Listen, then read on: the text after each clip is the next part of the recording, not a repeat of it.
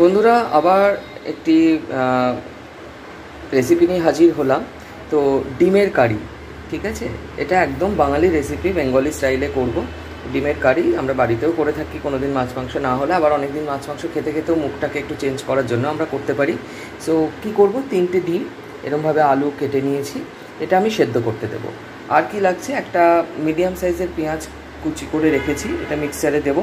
একটা মিডিয়াম সাইজের টমেটো, একটুখানি আদার, একটুখানি রসুন, এটা আমি পেস্ট করে নেব। আর এই একটা মিডিয়াম সাইজের পেঁয়াজ, মিডিয়াম টু ছোটো সাইজের একটা পেঁয়াজ, এটা রেখেছি, এটা বেরেস্তা করার জন্য। তো আগে এটাকে সেদ্ধ করে নেব প্রেশার কুকারে, জল দিয়ে সেদ্ধ করে নেব যাতে হাফ ডুবে যায়। দেখুন হাফ ডুবে গেছে, এর মধ্যে একটু নুন দিয়ে দেবো যাতে ডিমগুলো ফেটে না যায়। কুকার বন্ধ করে 1 থেকে 2 সিটি দিয়ে নেব। আলুটা চন্দ্রমুখী আলু হলে ভালো হয়, জ্যোতি আলু সেদ্ধ হতে টাইম লাগে, কিন্তু ডিমটা ততক্ষণে সেদ্ধ হয়ে যায়, তার জন্য চন্দ্রমুখী আলুই দেওয়ার চেষ্টা করবেন। ঠিক আছে, তাহলে আমি এটাকে আপাতত বসিয়ে দিই। একটু নুন দিয়ে দিলাম, কুকারটা বন্ধ করে দিলাম। এবারে এতে 1 বা 2 হুইসেল দেওয়ার জন্য আমরা ওয়েট করি।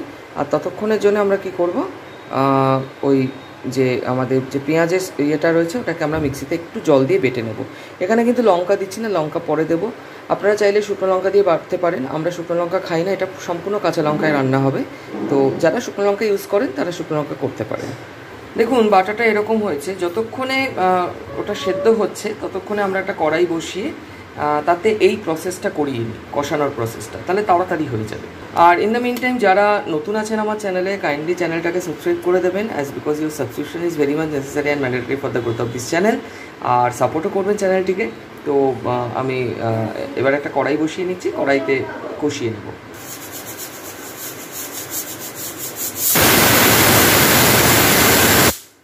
একটা সিটি পড়লো, দুটো সিটি দেবো, দিয়ে আমরা গ্যাসটা বন্ধ করে দেবো। 5-7 মিনিট পরে খুলে দেবো, তাতেই হয়ে যাবে আশা করি, কেননা হাফ ডোবানো রয়েছে, ফুল ডোবানোর দরকার নেই। আর কড়াই বসিয়ে দিয়েছি, তবে হ্যাঁ এখন কষাবো না, যেটা মনে পড়লো, চলুন 2 সিটি পড়েছে, গ্যাসটা বন্ধ করে দিলাম। আর কড়াইতে একটু ডিমটার আলুটা ভেজে নিতে হবে, তো তার জন্য ওটা হোক। কড়াইটা গরম আছে, গ্যাসটা বন্ধ করে দিলাম। আমি ভুলে গেছিলাম যে ডিম আর আলুটাকে একটু ভেজে নেব, তো ওটা থাক, ঠিক আছে। তো ওটা বেরোক, আর ততক্ষণে একটু ফোড়নের মাল মশলা করে নিচ্ছি। সেটা হচ্ছে একটা শুকনো লঙ্কার হাফেরও ছোট একটা অংশ, একটু তেজপাতা, আর গোটা গরম মশলা, একটু লবঙ্গ, এলাচ, আর দালচিনি, এলাচ, আর একটু লবঙ্গ দিয়ে নেব, আর একটা এলাচ আমি দেবো। সো ফোড়নের মাল মশলা এই দিলাম।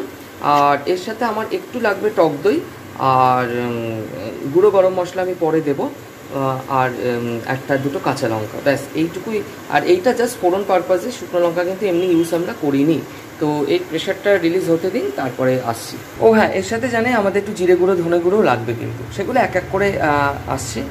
দেখুন ইন দ্য মিন টাইম এর প্রেশারও চলে গেছে, এটা খুলে নিচ্ছি, প্রেশার চলে গেছে। দেখুন ঠিকঠাক হলে কিন্তু ডিম ফেটে যাবে না, বুঝতেই পারছেন। এটাকে রিলিজ করে নিচ্ছি, তারপর দেখাচ্ছি। বন্ধুরা এখানে একটা জিনিস আপনাদের দেখিয়ে রাখি, এটা দেখিয়ে রাখা ভালো, কুকিং চ্যানেলে করছি সব কিছু পারফেক্ট হবে তা নয়। ডিম সেদ্ধ আপনারা প্রেশার কুকারে করলে আপনাদের একটা ভয় থাকে যে যদি ফেটে যায়, ডিম কিন্তু ফাটবে না। দেখুন এই ডিমগুলো একদম নতুন ডিম, তো এগুলো ফাটেনি।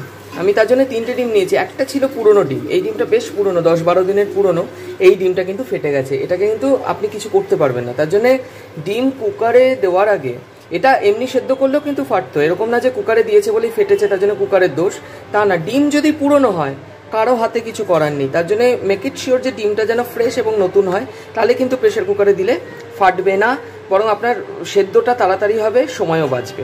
ঠিক আছে, এটা দেখিয়ে রাখলাম, তার কারণ হচ্ছে অনেক চ্যানেলই হয়তো এটা দেখাবে না, স্কিপ করে যাবে, বাট আমি কিন্তু এখানে প্রত্যেকটা ট্রিক্সই আপনাদের দিয়ে দিচ্ছি যাতে সুষ্ঠুভাবে রান্নাটা আপনারা করতে পারেন। তো চলুন কড়াইটা এবার গরম করে নিই, আর এই ডিমগুলোকে হালকা করে ভেজে নিই, আলুটাকেও ভেজে নিই। অনেকেই ডিম আর আলু ভাজার সময় একটু হলুদ নুন মাখিয়ে নেন, আমি কিন্তু মাখাচ্ছি না। কড়াইতে তেল দিয়ে দিয়েছি, এর মধ্যে একটু নুন দিয়ে দেবো যাতে আলু ডিমগুলো কড়াইতে লেগে না যায়। যদিও এটা ট্রাইপ্লাই কড়াই, লাগার সম্ভাবনা নেই, কিন্তু আপনারা যদি অ্যালুমিনিয়ামের কড়াইতে করেন সেজন্য একটু নুন দিয়ে নেবেন, বা একটু হলুদ দিয়ে নেবেন, তাহলে তলায় লাগবে না হালকা। দেখুন আলুগুলো একটু লাল লাল করে ভাজা হয়েছে, ডিমগুলোকেও হালকা আছে ভেজে নেব। দেখুন ডিমগুলোকে এইভাবে খুব হালকা করে ভেজে নিয়েছি। এবারে যেটুকু তেল আছে, খুব বেশি তেল দেওয়ার দরকার নেই, এই তেলে আগে পেঁয়াজটা দিয়ে পেঁয়াজটা বেরেস্তা করে নেব। পেঁয়াজটা বেরেস্তা হয়ে যাক, যদি পরে তেল লাগে সেটা দেওয়া যাবে। দেখুন পেঁয়াজ বেরেস্তা হয়ে গেছে, ঠিক আছে। এবারে এই তেল আছে, আরেকটু তেল দেবো। যতক্ষণে তেলটা গরম হচ্ছে ততক্ষণে কটা গুঁড়ো মশলা, জিরে গুঁড়ো, ধনে গুঁড়ো, একটু গরম মশলা গুঁড়ো আর একটুখানি গোলমরিচ গুঁড়ো, এটাকে একটু জল দিয়ে একটা পেস্ট করে রাখবো। কেন গুঁড়ো মশলা ডাইরেক্ট কষানোর জন্য দেবেন না, একটু পেস্ট করে দেবেন, তাতে বাটা মশলার মতো টেস্ট হয়। তো এটা করে রাখবো। আর তেলের মধ্যে ফোড়নটা দিয়ে পেঁয়াজ, আদা, রসুন আর টমেটোর যে মিক্সটা আছে ওটা দিয়ে দেবো। এটা গুলিয়ে নিলাম, আর ততক্ষণে এই ফোড়নটা দিয়ে দিচ্ছি। ফোড়নটার একটা গন্ধ বেরোলে এই পেস্টটা দিয়ে দেবো। ফোড়নটার আগে একটা ভালো গন্ধ বেরোক, তারপরে এই পেস্টটা দিয়ে দেবো। এটাকে ভালো করে কষিয়ে নেব যাতে তেলটা ছেড়ে ছেড়ে বেরিয়ে আসে। কষানোর মধ্যে একটু টক দই দিয়ে দিলাম। অনেকে ফেটিয়ে দেন, আমি আর ফেটিয়ে দিলাম না, এটা এমনি মিশে গেল। এর মধ্যে একটুখানি নুন, হলুদ, চিনি স্বাদ মতো দিয়ে দেবো, আর একটা কাঁচা লঙ্কা চিড়ে দিয়ে দেবো।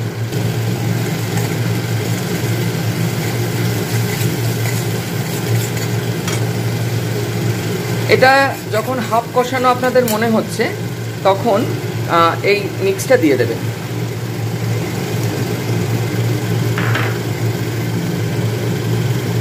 আর ওই বাটিটা ধুয়ে একটু জলও দিয়ে দেবেন। এবার কষান, মিডিয়াম আঁচে কষাবেন। দেখুন মশলা থেকে তেল ছেড়ে ছেড়ে বেরোচ্ছে, এই সময় একটু জল দিয়ে দেবেন। এটা একটু মাখা মাখা হবে। জলটা দিয়ে আগে আলুটা দিয়ে দেব, ডিমটা দিয়ে কিন্তু বেশিক্ষণ ফোটাবো না। আলুটা ছেড়ে দিলাম, একটু ফুটুক, নুন মিষ্টি সব চেক করে নেব। এবারে ডিমগুলো দিয়ে দেব। দেখুন ডিমগুলো দিয়ে দিলাম, দিয়ে আর একটু হালকা হাতে নাড়িয়ে নিই। ঝোলটাও ততক্ষণে শুকিয়ে যাচ্ছে, একটু মাখা মাখা হবে। আর একদম নামানোর সময় বেরেস্তা আর একটু ঘি দিয়ে নামাবো। দেখুন বন্ধুরা খুব সুন্দর শুকিয়ে এসছে। এবারে গ্যাসটা বন্ধ করব আর এই বেরেস্তাটা দিয়ে দেব। আর একদম শেষে একটুখানি ঘিয়ের ছিটে পেঁয়াজ বেরেস্তাটা দিয়ে একটু মিশিয়ে নিই, আর এর উপর ঘি দিয়ে দেবো। বন্ধুরা দেখুন এই কারিটা রেখেছি আর একটু ঘি ছড়িয়ে দিয়েছি। এটা গরম ভাতের সাথে, পোলাওর সাথে বা আপনার রুটির সাথেও খেতে পারেন। একবার বাড়িতে ট্রাই করে দেখবেন কত সহজে হালকাভাবে হয়ে গেল ডিমের কারি। তো বন্ধুরা আজকে এই পর্যন্তই। নেক্সট কোনো একটি ভিডিও নিয়ে আবার হাজির হব। ততক্ষণে নমস্কার, বাই। সবাই ভালো থাকবেন, সুস্থ থাকবেন এবং আমার চ্যানেলটিকে সাবস্ক্রাইব করবেন and support my channel. Thank you.